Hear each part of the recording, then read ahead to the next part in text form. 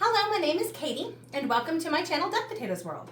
Today I have a really great treat for you. A dear friend of mine, C.E. McClelland, has written a book called When Toffee Goes Bad, and he has given me permission to share it with you guys today.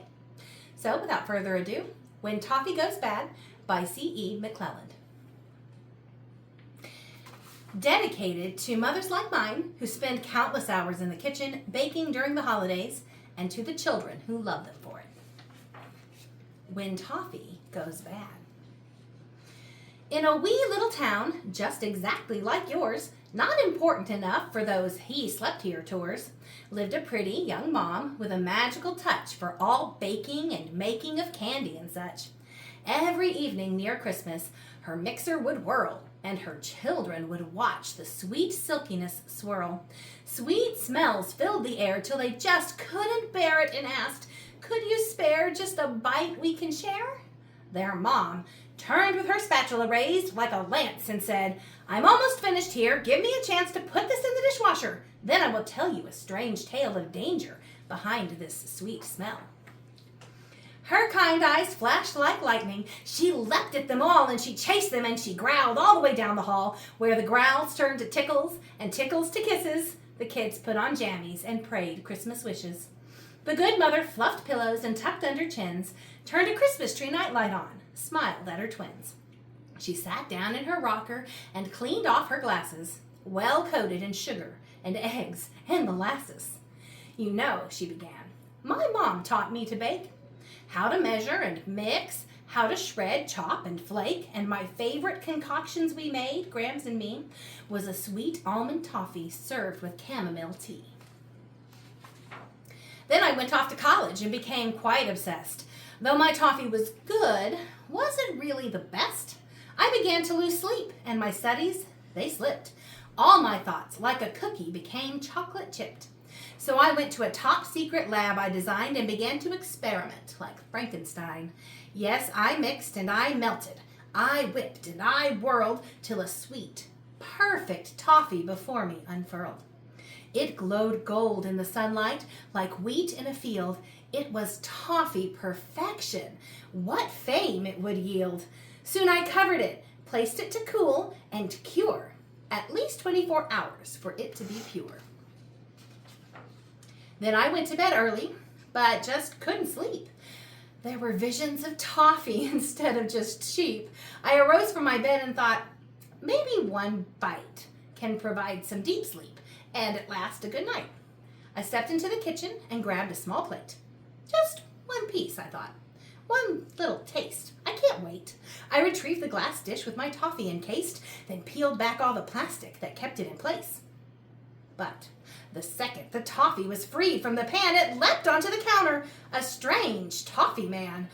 "I am free!" it exclaimed as it jumped to the floor. "I will conquer the world!" and ran straight for the door. It was out in the street before I could say boo. I ran straight for my car, and I followed its goo trail a mile or so to the neighborhood mart, where the clerk, quite berserk, stood there clutching his heart. It jumped straight for the sandwich cream cookies," he said, "and they all came to life and hopped down on my head. All the snack cakes ran after, the donuts as well. Then they hot-wired my car, and they took off pell-mell. In the distance, police sirens screamed in the night, like 1,000 wolves howling to join in a fight. Candy poured to the streets, drawn by some primal call, headed north like a snake, moving straight towards the mall. By the time I arrived, they had swarmed Cinnamans, swatting all the employees with warm pretzel pans. Ice cream dots drove their freezers like makeshift Zambonis, while gummy bears climbed kids and rode them like ponies. The toffee man climbed to the top of the floor 5, where he screamed, "Yes, that's right! All your sweets are alive! We will rule this rich world! Please don't fight us! You'll see, for tonight, Candyland is a reality!" All the women and children were trembling with fear at the thought that the end of mankind could be near. That's the moment I grabbed a large shaker, floor 1, which in fact was the skating rink. Stopping, I spun in a few little circles, my arms spreading wide, and I yelled to the toffee man, "You, sir, have lied. Look down here. I'm your maker. You surely must see that you would not, no, could not be here without me." His triumphant smile slid like hot fudge from his face. He leapt down, floor by floor, at a furious pace, and slid onto the ice just a few feet away with his army of treats circling round for the fray. I backed into the rink as the candy horde came. The ice crunched.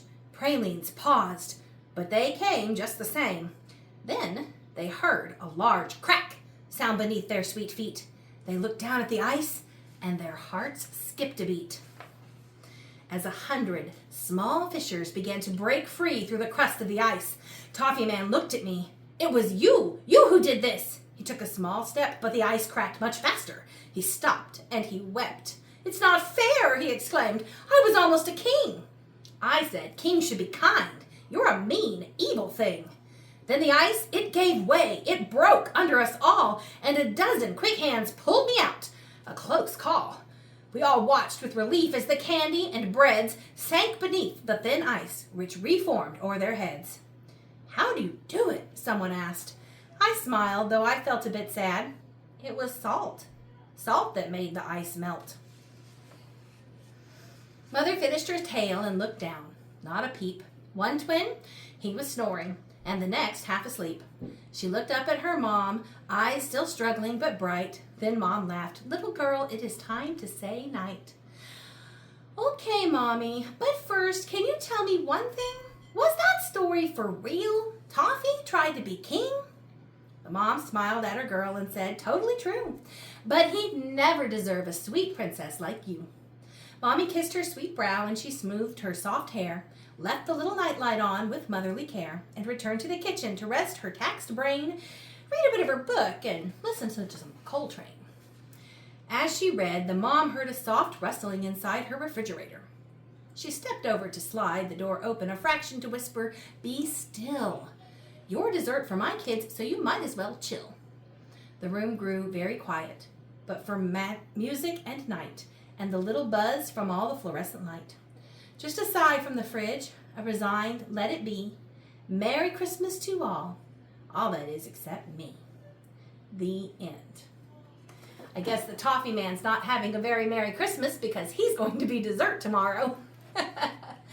This book was written with the idea to inspire your imagination. So if you would like to imagine what a Toffee Man might look like, or what it might be like if Toffee ruled the world, you can send your ideas to talesfromthescriptwriter@gmail.com.